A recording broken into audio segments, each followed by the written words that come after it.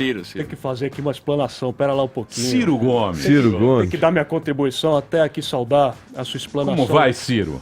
Tá tudo indo muito bem, mas espera lá um pouquinho, né? Essa canalhada que tomou Brasília tá difícil de ter que Tá lidar. difícil, É verdade, Pera é lá um verdade. pouquinho. O pior de tudo é ver que o senhor Paulo Tchutchuca Guedes tem que ficar fazendo de dogma de fé essa ideologia turbocapitalista. Perfeito.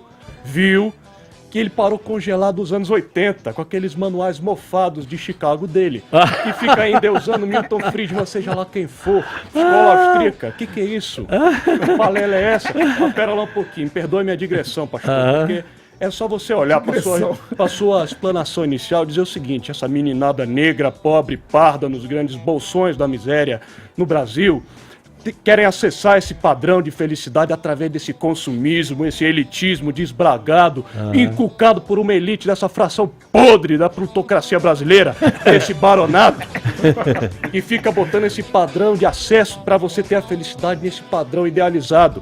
E quando não consegue acessar, são famílias destruídas, começa uma crise existencial, tá lá a violência generalizada, banalizada, campeando impune.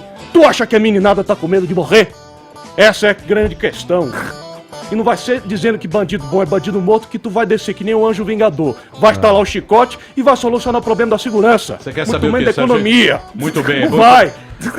Belo discurso, senhor. Uma salva de Muito palmas. lindo. Não vai mesmo. O que você quer saber é o seguinte: Ciro, querido. se a gente está se preparando para morrer, é isso? Exatamente. Isso aí é o harakiri econômico. Como é que é? É Você harakiri acha, Caio, econômico. a gente está se preparando para morrer? As pessoas não querem nem falar no assunto. Não querem nem pensar Nem que pensar. A existe. coisa mais certa, mais óbvia, mais esmagadora, mais gente não- contundente que a morte, mais inevitável. É. Ninguém Ah, quer certeza, falar no né? assunto. A morte Ninguém. é mais... É. Agora, não adianta não falar no assunto, porque o assunto fala contigo o dia inteiro. Mesmo quando você não está pensando que o seu inconsciente está tratando daquilo com você. Por exemplo, de onde vem toda essa síndrome de pânico da nossa sociedade? Ela vem de duas perspectivas básicas. A primeira é, todo mundo olha em volta e vê que a gente entrou num certo estado de contagem regressiva na humanidade.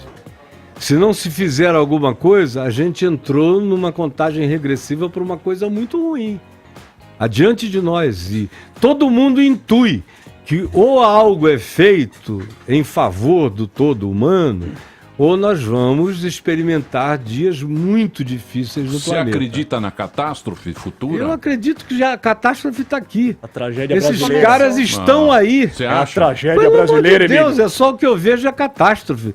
É catástrofe de... São leis catastróficas, pensamentos catastróficos, políticos catastróficos, são líderes mundiais catastróficos, são seres apocalípticos. A gente está diante de verdadeiros cavalos do apocalipse, são cavalos.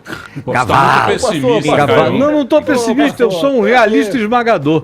Segunda coisa que eu queria dizer sobre essa coisa da morte Sim. é que existe uma contagem regressiva inconsciente na gente. Todo mundo, a maioria das pessoas, se angustiam por causa da fobia da morte. Está instalada na gente todo dia, pulsando.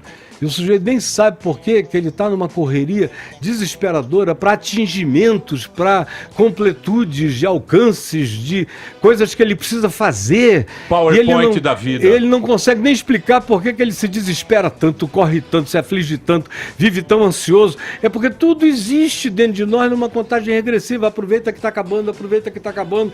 Aí chega numa determinada hora o sujeito que não atingiu o que disseram que ele deveria atingir naquela fase da vida, ele entra em depressão e aí a agonia não para de crescer porque não existe perspectiva externa que o anime e ele pessoalmente, pelas referências que foram a ele estabelecidas para ele alcançar, ele se sente um fracasso.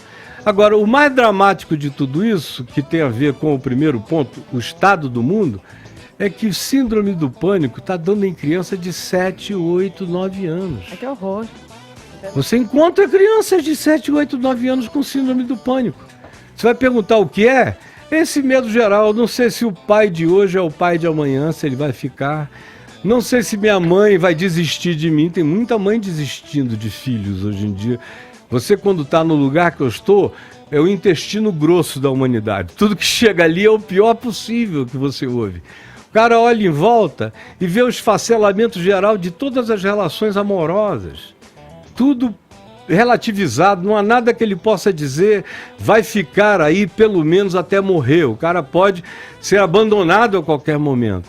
E tudo que se ouve em volta diz respeito à eliminação da Terra, da humanidade, aonde o garoto vai e olha, até nos games, 3D é morte, morte, morte, morte, morte, nada é permanentemente sólido, é a sociedade líquida do Bauman. Do Bauman. E isso gera um desespero extraordinário. É o mundo pós-verdade, de relatividade total. As relações são Então, ações negociadas. é, Né? e o Quanto que você indivíduo- tá valendo agora, meu irmão? E o indivíduo não tem onde agarrar no meio disso, porque não tem ponto de fixação Mas para o nada. Bauman- O que fica é um vazio Mas o Bauman também amedrontado. é pessimista.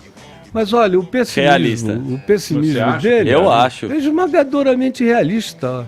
Olha para o futuro. O que você acha que vai acontecer com os humanos?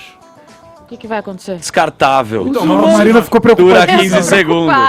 Os humanos, bom, a gente já está discutindo, por exemplo, eu tenho uma neta de 20 anos fazendo psicologia, tenho outros netos mais novos, o segundo tem 13 anos.